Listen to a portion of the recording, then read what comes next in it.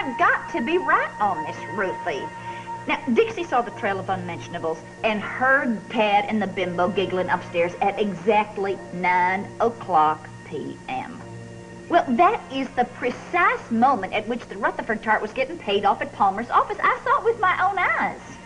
You know, maybe we should just mind our own business. Oh, get real, Ruthie. Now, our son has been faithful to Dixie throughout the whole time of this long separation that they've had. He still loves her. So we went off with the bimbo for one big deal. There's still hope. At least we do know that Loretta would not, the woman that Tad was sleeping with, which makes it our business because we are the only mothers that he's got. Dixie? All right, who the hell's in here with you?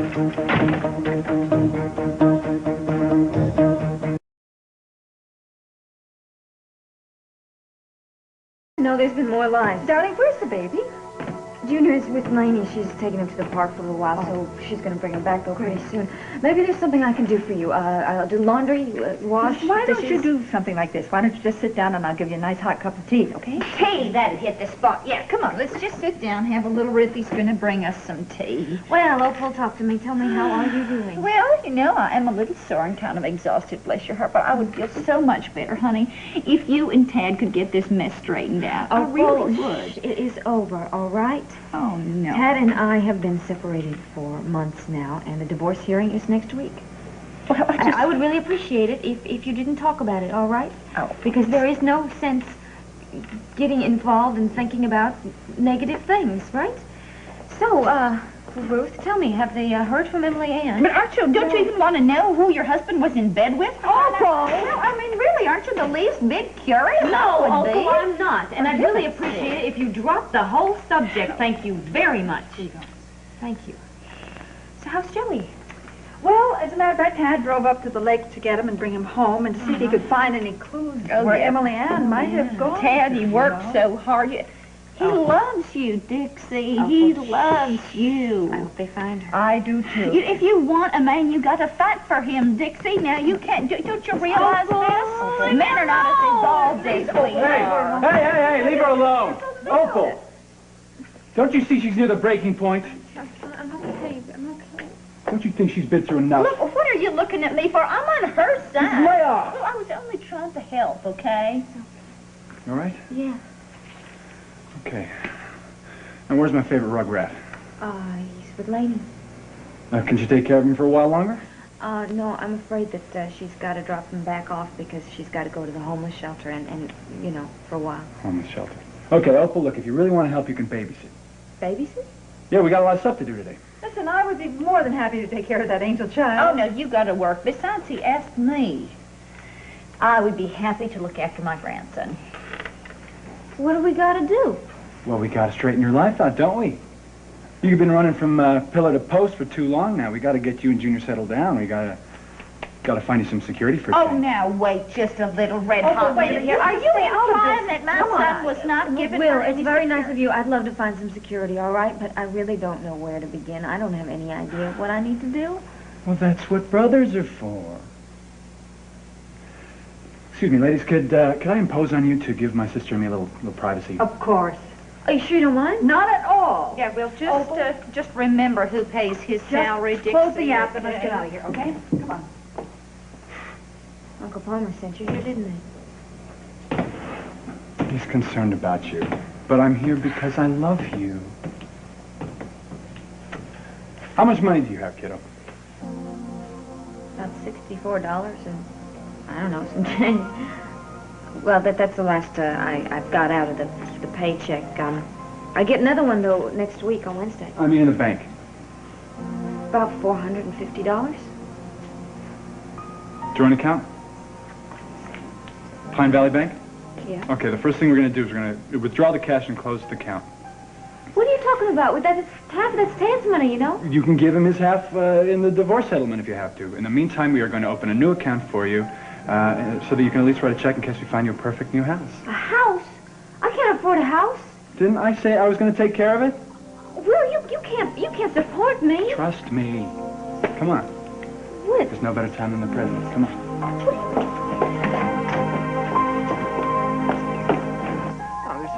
nobody here. I was by myself. You're not. I heard you talking to somebody. Well, you know, you imagine it. Joseph, I did not imagine. I'm not deaf. All right, I was talking to myself, okay? All right, I was practicing a speech. What speech?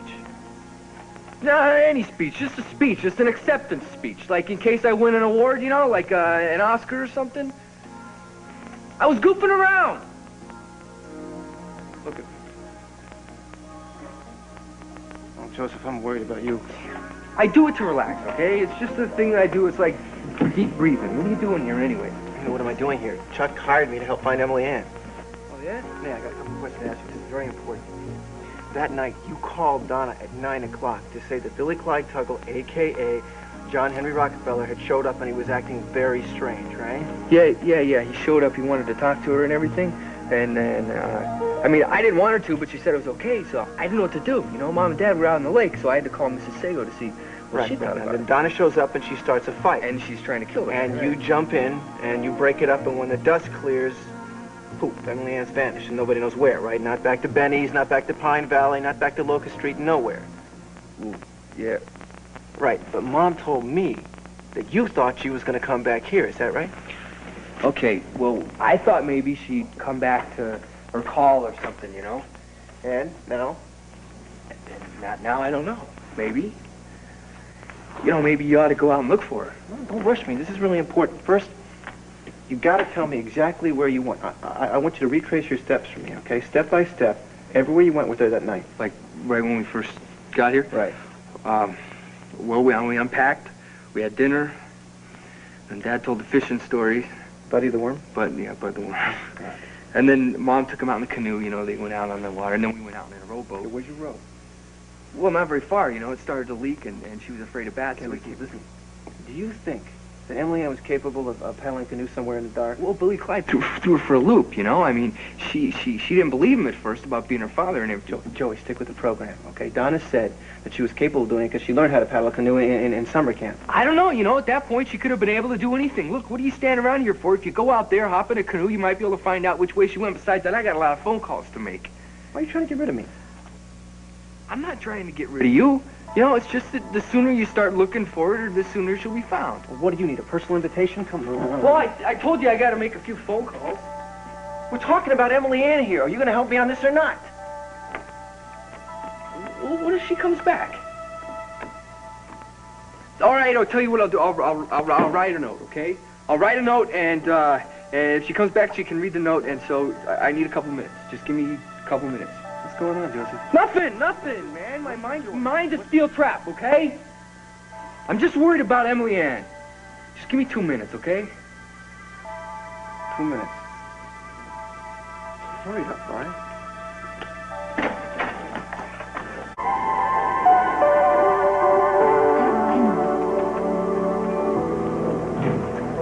Look, we filled out the right papers, didn't we? You know, what is taking so long? Paperwork. When you transfer more than $10,000 from one account to another, it takes an extra... $10,000? You can't give me $10,000. Shh, I can afford No, it. you can't. Yes, I can. What is it, Uncle Palmer's money? No, it's mine. And what's mine is yours. Isn't that how it's always been?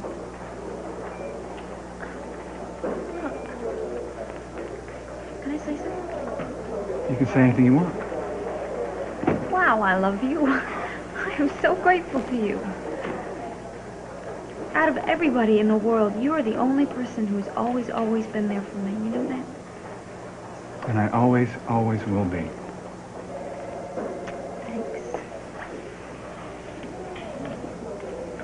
Hi, I'm Brooke English. I have an appointment with Mrs. Loy. I'm a little early, but maybe if you could... Mrs. Loy is helping a customer, Miss English. She'll be right with you. Okay, thank you.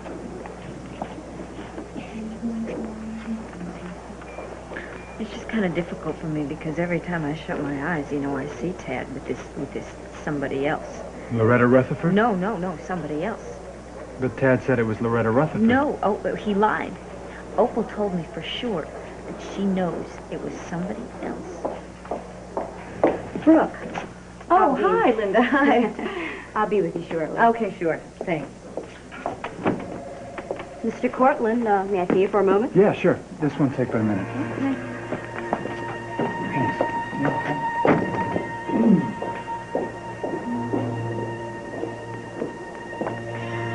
Hi, Brooke.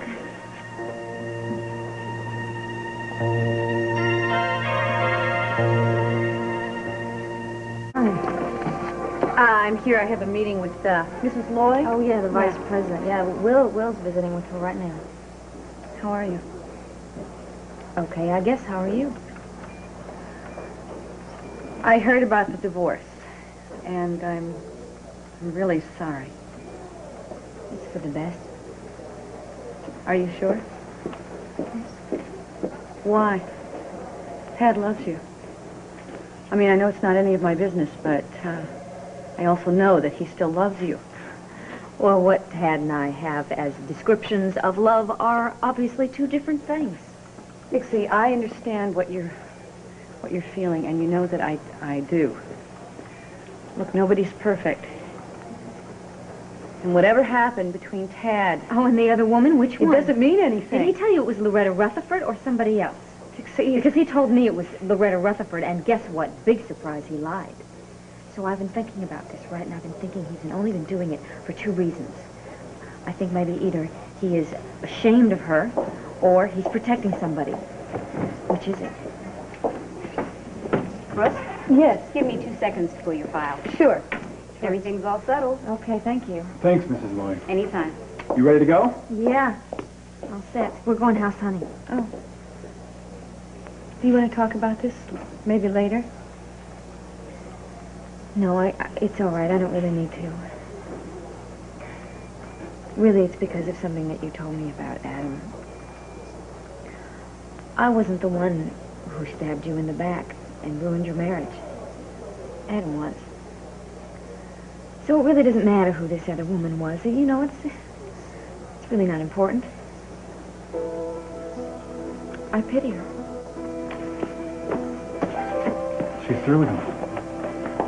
Come on, kid. Bye-bye. Bye-bye, Brooke. All right.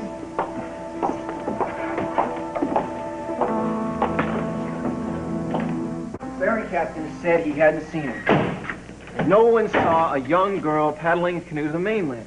Well, the sheriff said that they saw somebody that looks like Emily and hitchhiking. We're not sure about that. You know, we got no ID, no description, but Charlie Pace said he would call us as soon as he knows anything. Now, you got your bag? Huh? Yeah. Well, good. So let's get it and let's put it in the car and get out of here. Why? Where are we going? Home, idiot. Look, I promised Mom I would kidnap you if I had to do it, but I'm gonna get you home. Come on, I gotta talk to Charlotte and Noreen again anyway. Oh, okay, that's a good idea. Listen, I got a few phone calls to make, all right? So you go and I'll catch up to you later, all right? Catch up in what? You told me your car wasn't working. Yeah, you know, I was thinking about calling Bill Flynn. He can come over and Bill fix Flynn it. with the list? Forget it. I'm gonna stand around here all night while Bill Flynn comes over to resurrect your junk. Do you think I'm asking you to? You can go. You can go ahead and leave right now if you You know, want. I'm getting the idea you're trying to give me the bum's rush, and I don't like it.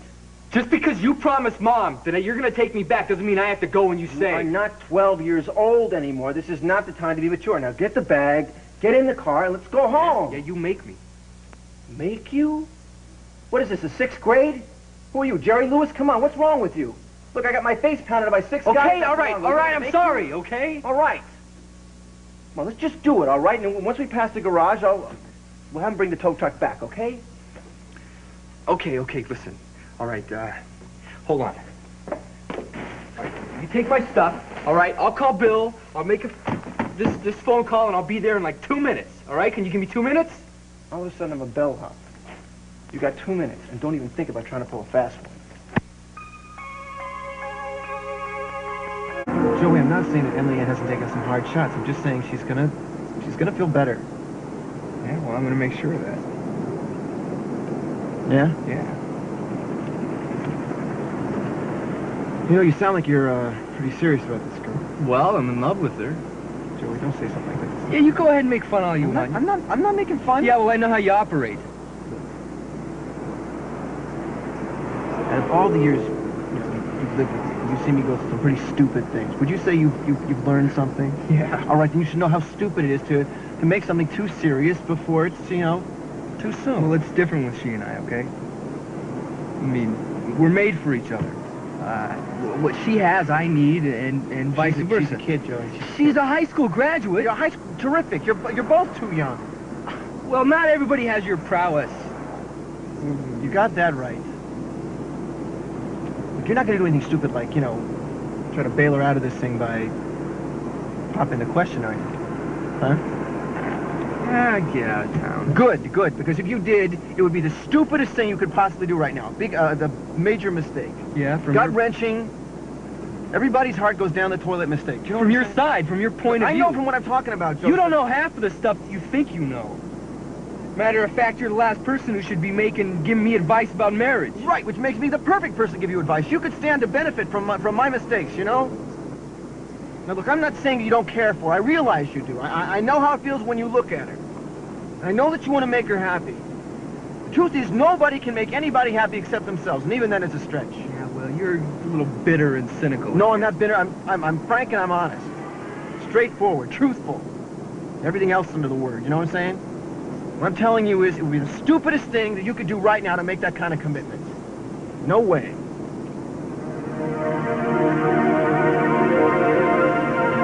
You know, for a moment, I wanted to tell Dixie the truth. What good would it do? I don't know. It's guilt, I guess. You know, confession is good for the soul, right? And guilt is a useless emotion. You shouldn't let it bother you. I can't help the fact that it bothers me. Brooke, my marriage is over, okay? She knows she's not going to forgive me. She's not going to forget about it. She filed for divorce. She's going ahead. It's over. End of story. Maybe. There is a part of me that wonders if I would tell her the truth, that maybe she would understand. Oh, that's the part of you that's read too many dime store novels that have the endings. Look, I just think that the two of you have loved each other too much just to give up. I can't try to beat City Hall for the rest of my life. I'm tired of getting kicked in the face. It's time for me to just wake up and accept it. You don't look like you're ready to do that. You look tired. You look sad. Thank you. I'll get over it. I just can't help thinking that this is my fault. How could it be your fault? How could it be your fault? She knows it wasn't Loretta up there with me. You heard her say yourself, it doesn't matter. You know, if she knew it was me, she would be so hurt. Exactly. Exactly. With your history, if she knew it was you, she'd be down for the count. You haven't told anyone, have you? You? No.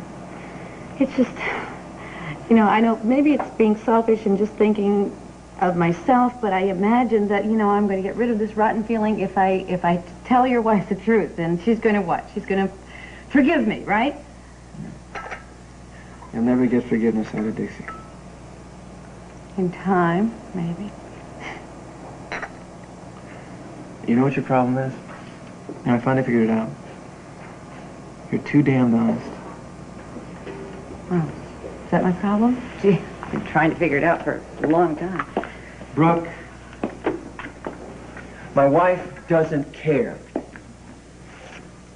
She doesn't care who I was up there with. She just cares that I did it. I broke my marriage vows. I betrayed her. That's all she cares about. As far as she's concerned, I'm lower than dirt. I'm sorry. I'm sorry I dragged you into it. Oh, you didn't exactly pull me by my hair, kicking and screaming. You know what I mean? I think what we mean is that what happened was very nice, and it was something that we both needed, and we're sorry because people are hurt because of it. I think that what you did because you cared about me. You weren't trying to hurt anybody. So, hey, I've got a brilliant idea, huh? Why don't we just forget about guilt, and, apologies, regrets, and just go on? What happened, happened. It's past, Right. and it won't happen again, so. Friends.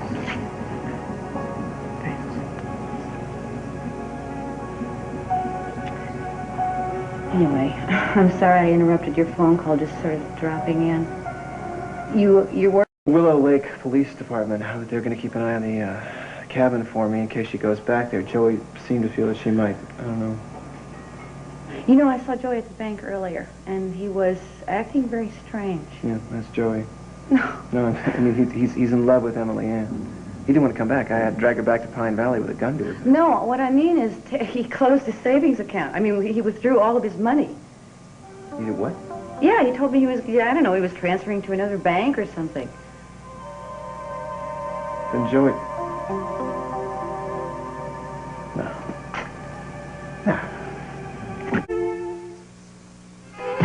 You want to go to the movie, but you've seen enough. He likes Donna. I mean, she's so upset that Emily Ann has run away. Don't you think if he knew where she was that he would say something to her? But he wouldn't tell. You see, he's never told on me. Never? What's never? Okay, a few times. Well, when you did something really listen, bad, right? Listen, well, his warped perception. But I know my brother, Brooke, he's very, very loyal. If he's in love with Emily Ann, she doesn't want him to tell. He won't tell a soul. How could he do that? And knowing where, how could he possibly do that? You should have seen him. He was rehearsing for an Academy Award. And it's another thing. He wasn't as frightened for her as he should have been. And the phone calls. What phone The phone calls. He kept saying that his car had broken down. What's that? What? I don't know. It sounded like a car. Yeah, it's a car. Oh, it's Angie with your mom. Okay, listen, I'm going to go. Call me if you need anything. Thank you for talking to me about Dixie.